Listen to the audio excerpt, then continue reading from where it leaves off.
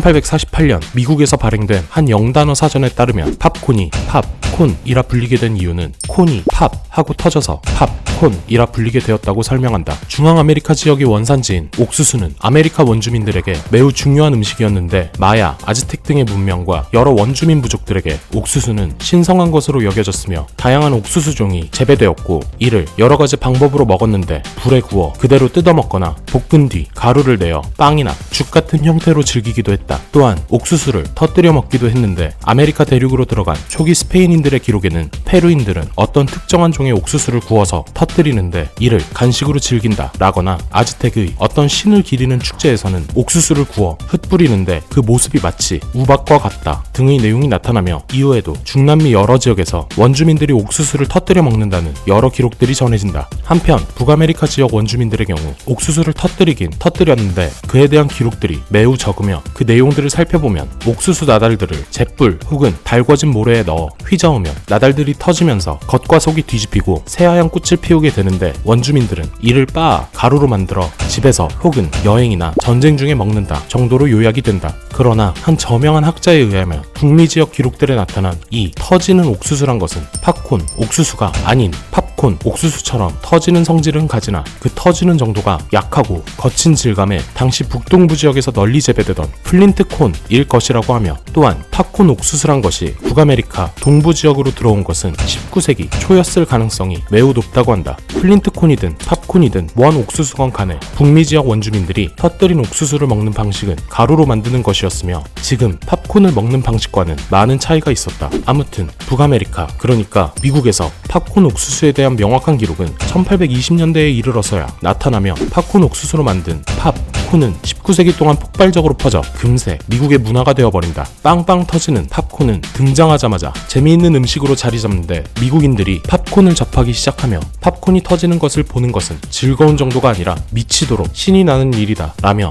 팝콘을 찬미하는 글과 7월보다 뜨거운 열기 속에서 빠르게 피어나는 하얀 꽃 등의 표현 그리고 팝콘에 대한 시까지 등장하기에 이른다. 재미있는 음식일 뿐 아니라 팝콘은 여러 장점들을 지닌 새로운 음식이었는데 일단 값이 싸고 불만 있으면 어디서든 쉽게 만들 수 있으며 무엇보다 갓 튀겨낸 팝콘은 다른 간식거리들을 압도하는 맛있는 냄새를 풍기는 음식이었다. 재미있고 맛있는 신기한 간식인 팝콘에 빠르게 사로잡힌 것은 바로 아이들이었는데 값이 저렴한 팝콘은 모든 아이들이 사 먹을 수 있는 간식이었으며 또한 많은 아이들은 정원의 작은 한 켠에서 팝콘 옥수수를 직접 기르기도 했는데 아이들은 자신이 기른 옥수수를 따서 팝콘을 만들어 먹고 남는 옥수수는 근처에 팔아 짭짤한 용돈을 벌기도 하였다. 아이들의 환상을 자극시킨 팝콘은 여러 기념일들과 연관되기 시작하며 특히 크리스마스 때는 팝콘이 아주 중요한 역할을 하게 되는데 실로 이어진 하얀 팝콘들은 크리스마스 트리를 아름답게 꾸밀 수 있는 장식물이었으며 이후 아이들은 크리스마스 트리에 모여 이 팝콘을 맛있게 먹을 수도 있었기에 팝콘은 경제적 계층에 상관없이 모든 가족들이 화목한 크리스마스를 보낼 수 있게 해주는 최고의 장식품이자 음식이었다. 아무튼 팝콘은 1850년대부터 빠르게 인기를 얻기 시작하고 미국 곳곳에서 열리는 축제나 서커스 그리고 길거리 시장 등에서는 팝콘이 튀겨지는 모습을 쉽게 볼 수 있었다. 이후 19세기 후반 동안 팝콘이란 음식의 인기는 비약적으로 상승하는데 바로 팝콘 전문 기계들의 등장 때문이었다. 기계 등장 이전 팝콘을 튀기던 초기 방식들은 뜨거운 잿불에 팝콘 옥수수 나달들을 뿌려 막대기로 휘젓거나 철망 위에 나달들을 깔고 직화로 굽거나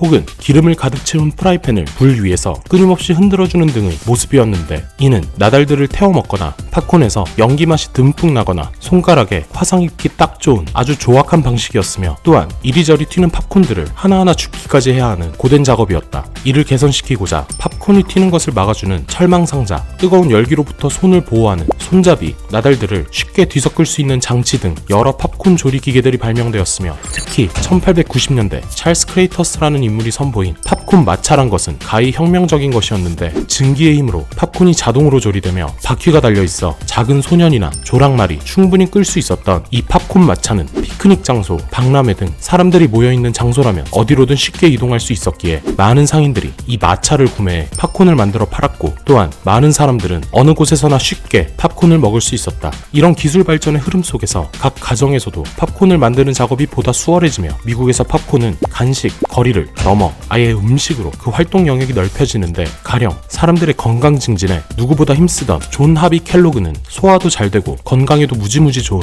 팝콘은 왜 웬만한 음식들보다 뛰어난 아침 식사가 될 수 있다 라며 팝콘을 극찬했고, 실제로 많은 미국인들은 팝콘을 우유에 말아 아침 식사로 즐기곤 했다. 20세기 초에 들어서는 버터에 갓 튀긴 팝콘을 스프나 샐러드 위에 뿌려 먹기도 했고, 오믈렛이나 칠면조에 속을 채우는 재료로도 쓰이며 설탕이랑 크림과 함께라면 훌륭한 디저트로도 내놓을 수 있는 것이 바로 팝콘이었다. 간식거리로서 훌륭한 평판을 이어가고 나아가 여러 음식으로 탄생할 수 있는 가능성을 보여주던 팝콘은 1940년대 후반이 되면 다시 그 이미지가 오직 간식거리로 굳어져 버리는데, 이는 영화와 팝콘의 만남이 큰 원인이 되었다. 19세기 말 미국 보드빌 극장에서 노래, 춤, 고개 등과 함께 하나의 신기한 볼거리로 상영되던 영화는 이후 영화 상영만을 위한 극장들의 설립, 할리우드 시스템의 등장, 무성에서 유성 영화로의 전환 등의 과정들을 거치며 영화는 주말 저녁 가족들이 함께 즐길 수 있는 최고의 오락거리이자 미국인들의 문화가 되었고, 1930년에 이르러선 한 주 동안 약 8,000만 명의 미국인들이 영화관을 찾게 된다. 이런 무시무시한 숫자의 관객들에게 팝콘을 먹인다면 엄청난 이윤이 날 것이 분명했지만, 초기 영화관 주인들은 팝콘 파는 것을 거부했는데, 애초에 이 영화관, 즉 영화만을 전문적으로 상영하는 극장들이 생겨날 무렵 이들이 주요 고객으로 생각했던 것은 가난한 사람들이 아닌 돈과 시간이 어느 정도 있는 중산층이었다. 중산층을 끌어들이기 위해 영화관 내부는 고급지게 장식되었고, 로비에는 값비싼 카펫들이 깔렸는데, 팝콘을 팔게 되면 분명히 사람들은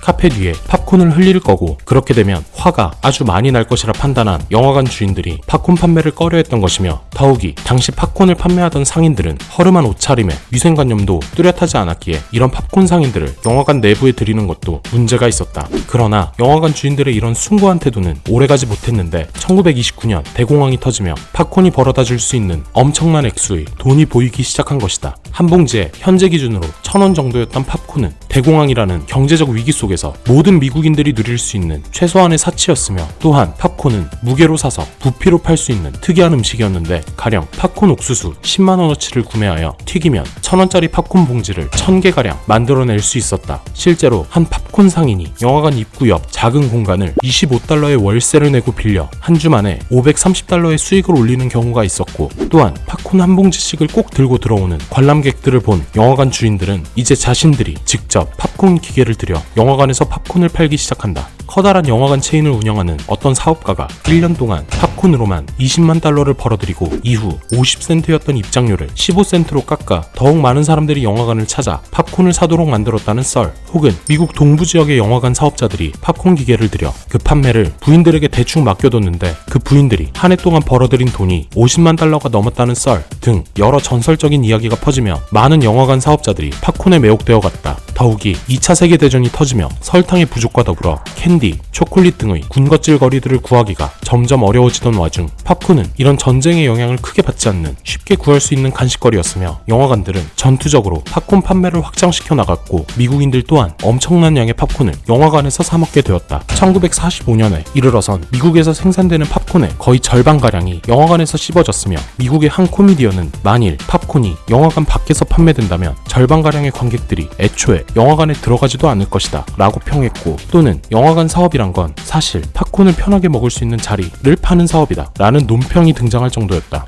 이렇게 영화관 팝콘 시대를 지나며 이제 미국인들에게 집에서 직접 팝콘을 튀긴다는 것은 상상하기 어려운, 혹은 굉장히 불편한 작업으로 여겨졌으며, 이렇게 팝콘은 영화관에서 파는 것 혹은 쉽게 사 먹을 수 있는 스낵으로 이미지가 굳어지게 된다. 이후 TV의 시대가 열리며 영화관을 찾는 사람들이 줄어들고, 팝콘 산업에도 위기가 찾아오는 듯 했으나, 프라이팬과 불만 있으면 완벽한 맛의 팝콘을 만들 수 있는 상품, 나아가 프라이팬도 필요 없고 불만 있으면 맛있는 팝콘을 만들 수 있는 상품들이 개발되며, 팝콘은 TV 문화에도 녹아들어 오히려 팝콘 산업은 전성기를 맞이하게 되고, 이후 전자레인지의 보급과도 맞물리며 팝콘은 집에서 쉽게 바로 튀겨 먹을 수 있는 특이한 간식거리가 되었다.